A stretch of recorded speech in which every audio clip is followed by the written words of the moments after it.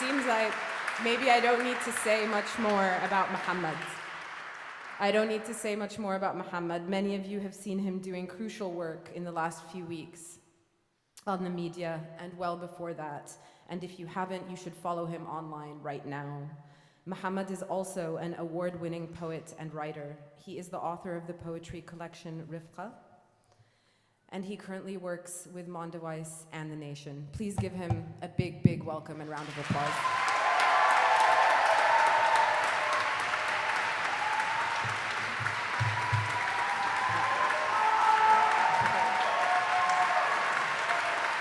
Thank you.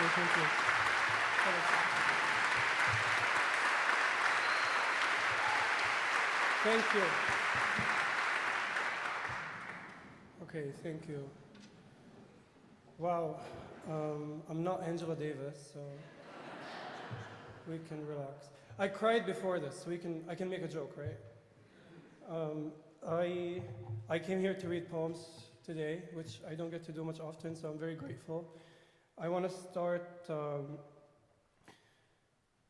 if you'll allow me, I want to start in Arabic. This is one of my favorite poems ever. It's by a Palestinian writer called Rashid Hussein.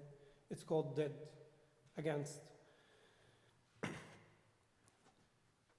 ضد أن يجرح ثوار بلادي سنبلة ضد أن يحمل طفل أي طفل قنبلة ضد أن تدرس أختي عضلات البندقية ضد ما شئتم ولكن ضد أن يصبح طفل بطلا في العاشرة ضد أن يثمر ألغاما فؤاد الشجرة ضد أن تصبح أغصان بساتيني مشانق ضد تحويل حياض الورد في أرضي مشانق ضد ما شئتم ولكن بعد إحراق رفاقي وبلادي وشبابي كيف لا تصبح أشعاري بنادق. I am against my country's revolutionaries hurting even a single ear of corn. I am against a child, any child, having to carry a rifle. I am against my sister learning the anatomy of the gun. I am against what you will. I am against a boy becoming a hero at 10, against the tree bearing bombs instead of fruit, against branches in my garden becoming gallows, against the rose beds turning to trenches. I am against what you will. And yet, after the burning of my land and the burning of my friends and the burning of my youth, how can my poems not become guns? Thank you.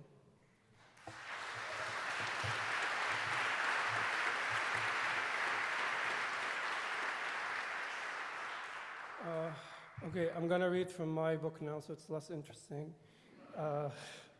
This is, since we're on the topic of violence and condemnation and stuff, I'm reading this poem called 15-Year-Old Girl Killed for Attempting to Kill a Soldier with a Fruit Knife, or Context. Context, fruit knife to a firearm. He was in her throat. 15-year-old girl denounced. Violence is not children taking on dragons. For me, it has always been apologies, running to catastrophe with contest, commissioning compassion, turning heroes into humans. This is a refuted revolution. Television said her brother was a martyr, but martyrs go with intent. He went bullet to the head, from fist to flounder. Context is his hand was in his pocket. Toy guns. I told the people that day, disclaimer, the dead girl should not have found her rage in the kitchen drawer. She was reaching for crayons. Solidarity often is a refuted revolution. I held my arsenal. People who give excuses for executions fear the rifle more than they fear the reason. I put her in tool, girl to their gaze, angel to their accusations. Otherwise, nail file becomes the villain, despite context. Context is they want cats declawed. They want knocked doors unanswered. They want the other cheek. Terrorist avenges, headlines delusional. Are all heads equal? Is a soldier's heart equal to her brother's? I'll hold my arsenal. When they ask me about it next time, I'll say, God held her hand. Thank you.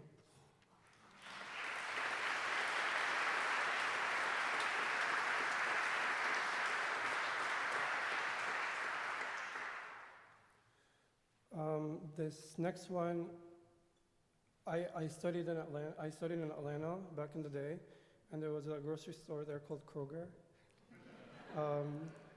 I wrote this poem about mainstream media. Kroger. I don't have time for an epiphany at the supermarket. Don't have time for an epiphany, and so the epiphany has me.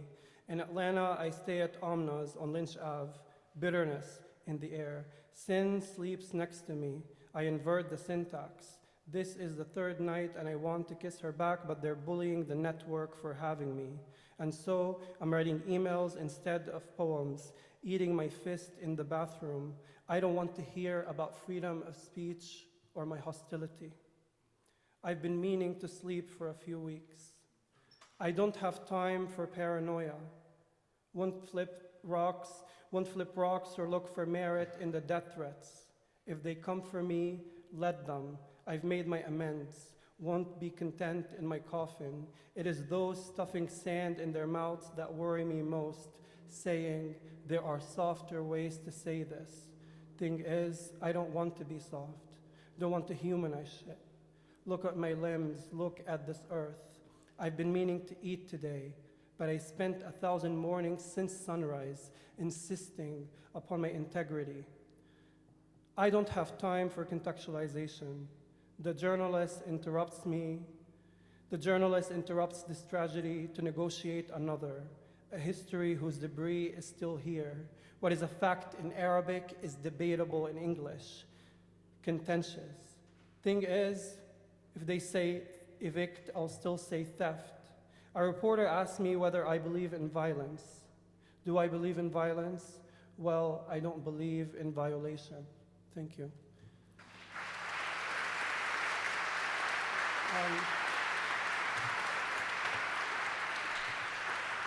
Okay, this is the last one. On July 16, 2014, Israeli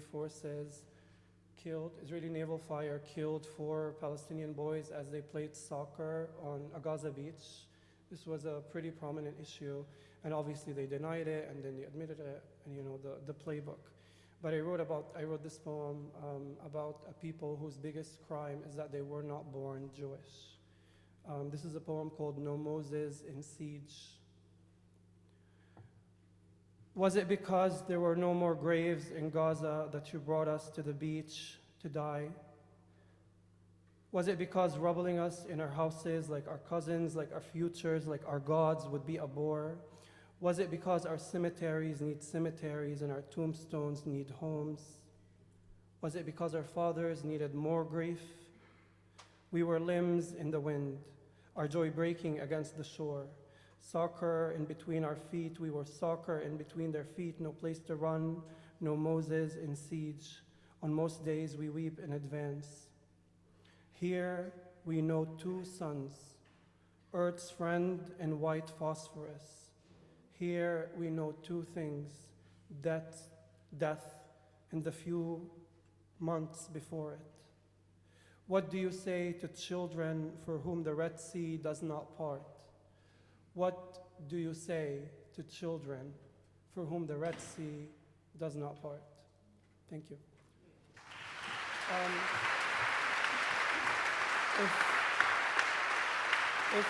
Thank you. Thank you so much. If you'll allow me just 2 more minutes, I want to just say something very briefly. There's a poem I really love by an Egyptian poet called Amal Dun, and in this poem he says, معلق أنا على مشانق الصباح وجبهتي بالموت محنية لأنني لم أحنها حية. He says, I hang from the gallows in the morning, and my forehead is lowered by death, because alive I did not lower it. What he is saying in this poem is that those who refuse to bow down will be punished, and those who bury their heads in the sand will be spared. Even in Arabic we say, حط راسك بين هالروس وقول يا قطاع الروس. This is a logic that is felt deeply across the country. The Arab American Institute just released a survey that said that 67% of Arab Americans feel fear to express solidarity with the Palestinian people. And I imagine this fear is felt across different communities. It has consumed us. It has infested our classrooms, our newsrooms, our synagogues, our mosques, our churches. It's all around us. And so people are afraid. They're intimidated into silence. They want to keep their jobs. They want to keep their academic prospects. But I'm reminded of something Audre Lorde once said, that your silence will not protect you. And this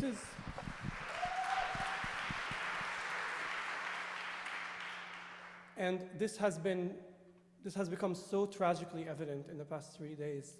A Palestinian family was attacked and stabbed dozens and dozens of times in the safety of their living room for simply being Palestinian. A Muslim woman in Chicago was attacked as she sat on a park bench and killed for simply being Muslim. The violence that is being waged on the Palestinian people in Gaza will have effects on all of us.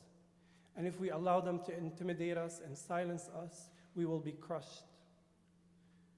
We must speak out collectively, because together they cannot crush us.